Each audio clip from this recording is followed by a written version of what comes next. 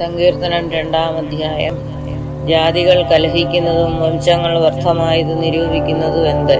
യഹോവയ്ക്കും അവന്റെ അഭിഷിക്തനും വിരോധമായി ഭൂമിയിലെ രാജാക്കന്മാർ എഴുന്നേൽക്കുകയും അധിപതികൾ തമ്മിൽ ആലോചിക്കുകയും ചെയ്യുന്നത്.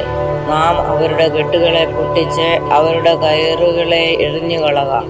സ്വർഗത്തിൽ വസിക്കുന്നവൻ ചിരിക്കുന്നു, കർത്താവ് അവരെ പരിഹസിക്കുന്നു.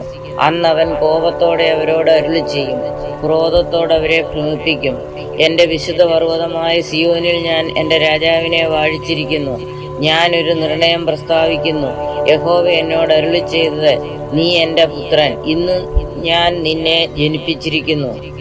എന്നോട് ചോദിച്ചു കൊള്ളുക, ഞാൻ നിനക്ക് ജാതികളെ അവകാശമായും ഭൂമിയുടെ അറ്റങ്ങളെ കൈവശമായും തരും.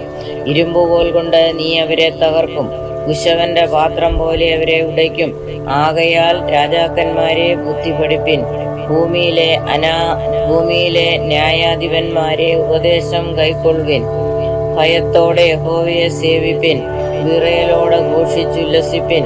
അവൻ കോപിച്ചിട്ട് നിങ്ങൾ വഴിയിൽ വെച്ച് നശിക്കാതിരിപ്പാൻ പുത്രനെ ചുംബിപ്പിൻ. അവന്റെ കോപം ക്ഷണത്തിൽ ജ്വലിക്കും. അവനെ ശരണം പ്രാപിക്കുന്നവരൊക്കെ ഭാഗ്യവാന്മാർ. ദൈവമേ, സ്തുതി നിനക്ക് യോഗ്യമാകുന്നു. ബാരക്കുമാർ.